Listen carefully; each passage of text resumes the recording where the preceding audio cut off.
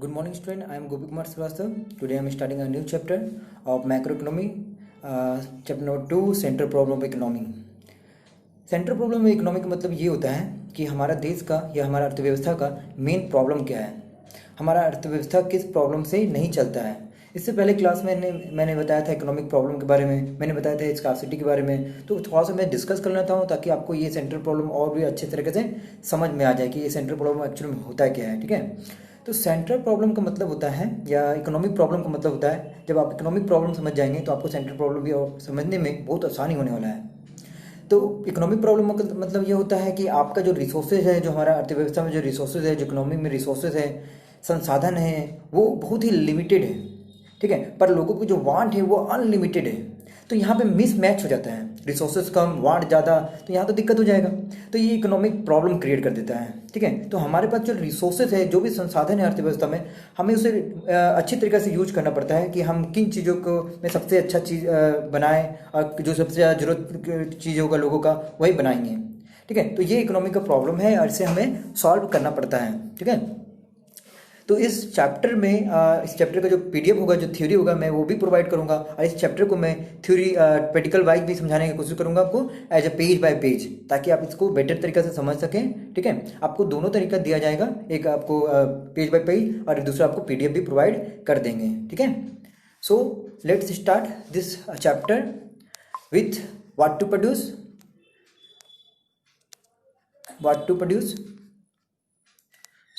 जो पहला central problem होता है, ठीक है, वो व्हाट टू प्रोड्यूस होता है। मतलब हमारे जो इकोनॉमी है, ठीक ना, जो सेंट्रल प्रॉब्लम इकोनॉमी है उसका तो मतलब हो गया हमारा अर्थव्यवस्था का जो मेन प्रॉब्लम सेंट्रल प्रॉब्लम। अब ये सेंट्रल प्रॉब्लम जो है वो तीन बातों पर निर्भर करता है, तीन पॉइंट पर निर्भर करता है, उसका तीन मेन प्रॉब्लम है। तो पहला जो प्रॉब्लम है वो व्हाट टू प्रोड्यूस है। व्हाट टू प्रोड्यूस में अर्थव्यवस्था ये सोचने लगता है, इकोनॉमी ये सोचने लगता है कि हमें क्या प्रोड्यूस करना चाहिए कि लोगों का सबसे ज़्यादा काम आए। तो हमारे पास प्रोड्यूस करने के लिए बहुत सारा गुड्स हैं। हमारे पास प्रोड्यूस करने के लिए कंजप्शन गुड्स हैं, हमारे पास प्रोड्यूस करने के लिए सिविल गुड्स हैं, हमारे पास प्रोड्यूस करने के लिए वार गुड्स हैं। तो कंजप्शन गुड्स ऐसा क्या क्या होता है, तो कंजप्शन गुड्स के बारे में मैं डिस्कस कर लेता हूँ। कंजप्शन गुड्स वो गुड्स होता है जहाँ पे हम लोग अपने कोई भी चीज़ को यूज करते हैं। जैसे मैं कोई भी सामान, खाने पीने का सामान यूज करता हूँ या ब्रेड या बटर यूज करता हूँ, तो ये सब कंजप्शन गुड्स हैं। ठीक है, तो हमारे पास एक ऑप्शन है कि आप कंजप्शन गुड्स बना सकते हैं। जैसे कि अगर आप एक इंडस्ट्रीज हैं तो पहला आपका प्रॉब्लम ये रहेगा कि आपके पास कंजप्शन गुड्स है, आपके पास सिविल गुड्स है, आपके पास वार गुड्स है। तो ढेर सारा गुड्स आप बना सकते हैं, ढेर सारा सामान आप बना सकते हैं। आप पे चॉइस करता है कि आप क्या बनाना चाहते हो, डिपेंड करता है आप पे, अर्थव्यवस्था पे डिपेंड करता है कि जो सबसे ज़्यादा जरूरत होगा वो बनाएंगे। तो ये पहला प्रॉब्लम क्रिएट कर देता है सेंट्रल प्रॉब्लम में कि व्हाट टू प्रोड्यूस, क्या प्रोड्यूस करें। ठीक है, तो इसको समझने के लिए मैं आपको दो ऑप्शन दे देता हूं। जैसे कि व्हाट टू प्रोड्यूस में आप प्रोड्यूस कर सकते हैं, जैसे कि कंजप्शन गुड्स कर सकते हैं, कंजप्शन गुड्स।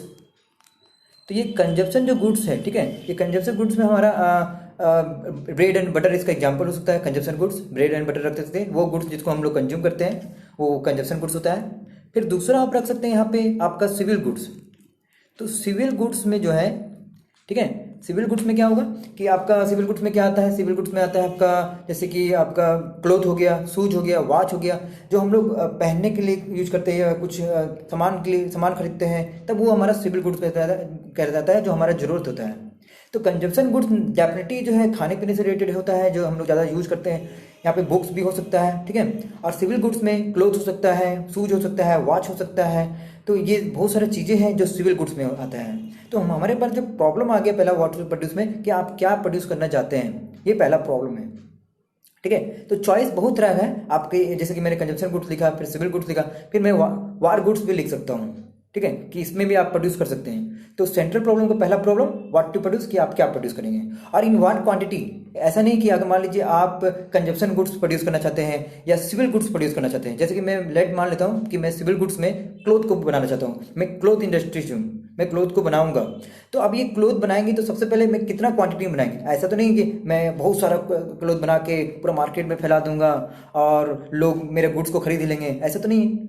तो हमें क्या करना है कि हम व्हाट टू प्रोड्यूस में ये ध्यान रखेंगे कि जो भी हम प्रोडक्ट बनाएं वो हम लिमिटेड बनाएं, ताकि पहले मैं मार्केट में उतारूंगा, लोग उसे पसंद करेंगे, फिर मैं और भी बनाना स्टार्ट कर दूंगा। तो ये हमारा प्रोसेस रहेगा कि व्हाट टू प्रोड्यूस का।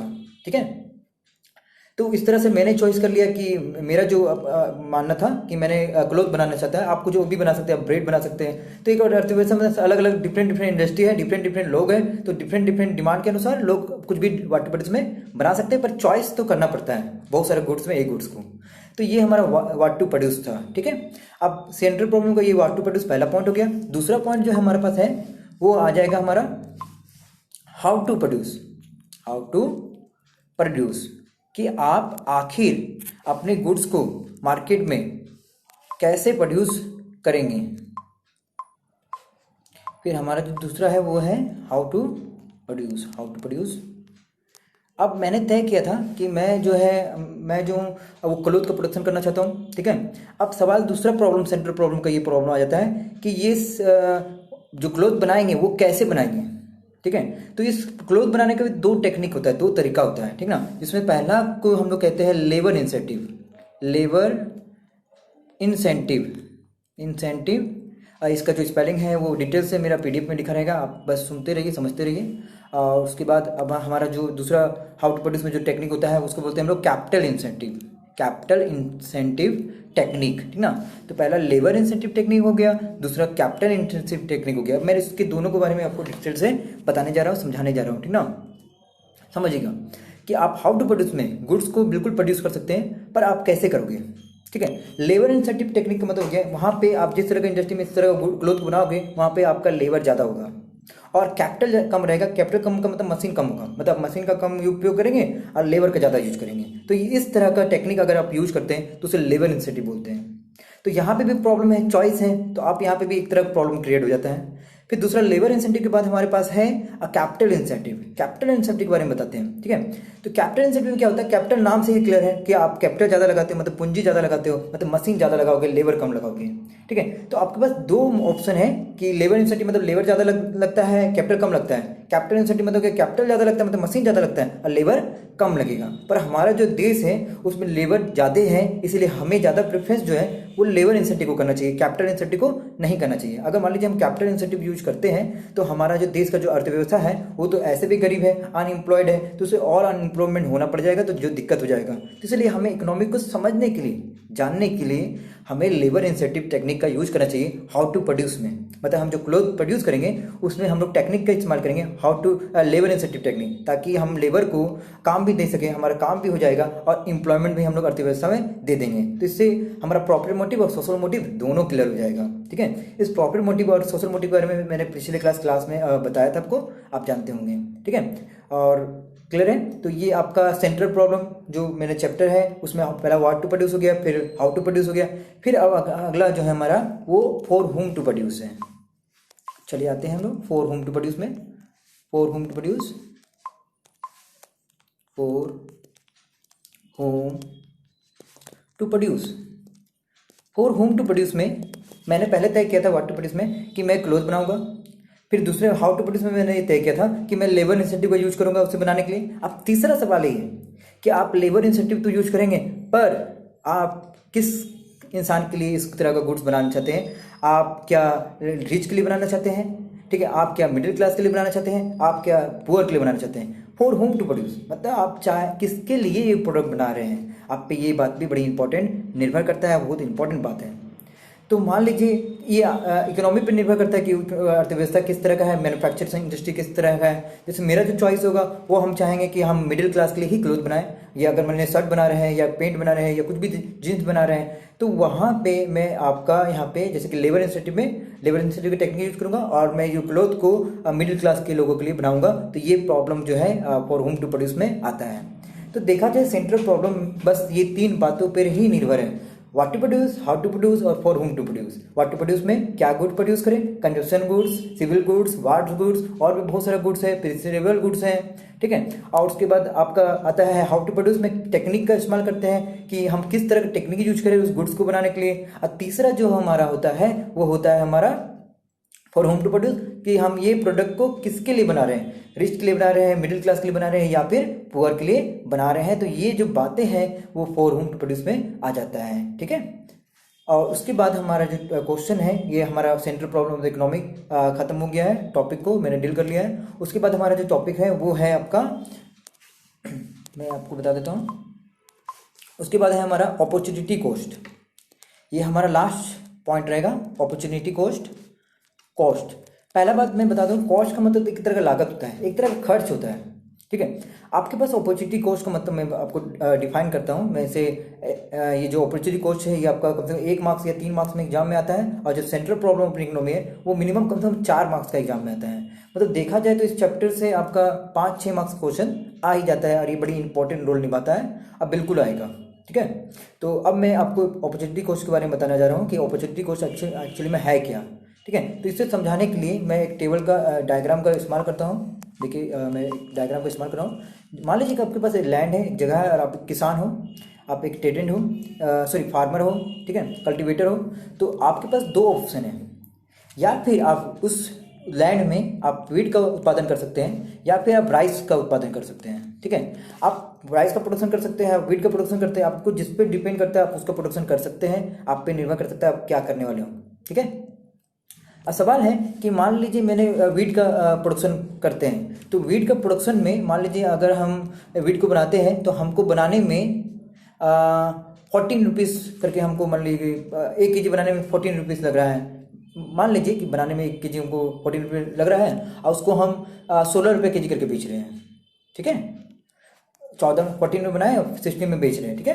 तो यहाँ पे ये देखा जाए तो मेरा जो लागत है, लागत मतलब कॉस्ट जो है वो 14 रुपीज़ है, और जो सेल्स है वो 16 रुपीज़ है, और देखा जाए तो प्रॉफिट सिर्फ 2 रुपये है। अगर मैं उसी लैंड पे वीट की जगह राइस का प्रोडक्शन करूँ तो इसको बनाने में मुझे 15 रुपीज़ लगता है, और बेचने में हमको 20 रुपये मिलता है, मतलब 20 रुपीज़ मिलता है। देखा जाए तो फायदा इसमें है। तो लोग क्या करते हैं, यहाँ अपॉर्चुनिटी का मतलब क्या हो गया, अवसर लागत की ओर जाते हैं। मतलब पैसा कहाँ लगाना है, कहाँ अवसर मिल रहा है हमें, कहाँ हमें फायदा है। तो हमें फायदा दिख रहा है कहाँ पे, राइस में, कि राइस में अगर हम 15 रुपीज़ लगाएंगे तो हमको 20 रुपीज़ मिलेगा, डेफिनेटली हमको 5 रुपया ज़्यादा मिलेगा। और आपका यहाँ पे देखा जाए, 1 मिनट, हाँ, तो इसमें मैंने ये बताना चाहता हूँ कि तो हमारा जो डायग्राम था वो वीट और राइस से रिलेटेड था। जो और देखें हम लोग इसमें कि हमारा जो राइस से सबसे ज़्यादा फायदा हो रहा है, तो हमें राइस को ही प्रेफरेंस देना चाहिए क्योंकि इससे सबसे ज़्यादा फायदा है। तो हमारा जो अपॉर्चुनिटी कॉस्ट का मतलब ये होता है कि आप बेस्ट अपॉर्चुनिटी की ओर जाते हैं, मतलब आप वो चीज़ तय करते हैं जिससे आपको ज़्यादा फायदा है। तो अगर आपके पास एक ही लैंड है और आपके पास 2 ऑप्शन है, वीट भी उगा सकते हैं, राइस भी उगा सकते हैं या प्रोडक्शन कर सकते हैं, तो डेफिनेटली आप राइस की ओर इसलिए किए क्योंकि आपको वहाँ पर ज़्यादा फायदा दिखाई दे रहा था, तो इसलिए आप वो चले गए, ठीक है। तो ये चैप्टर हमारा ऑटोमेटिक प्रैक्टिकल के रूप में ख़त्म होता है, पर मैं इसे इसका जो थ्योरी है उसे भी मैं आपको दिखाता हूँ, ठीक है।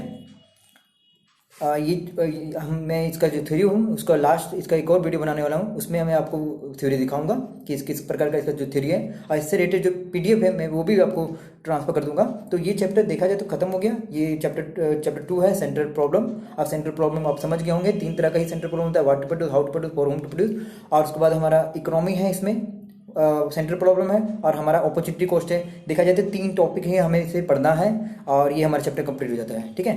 Thank you.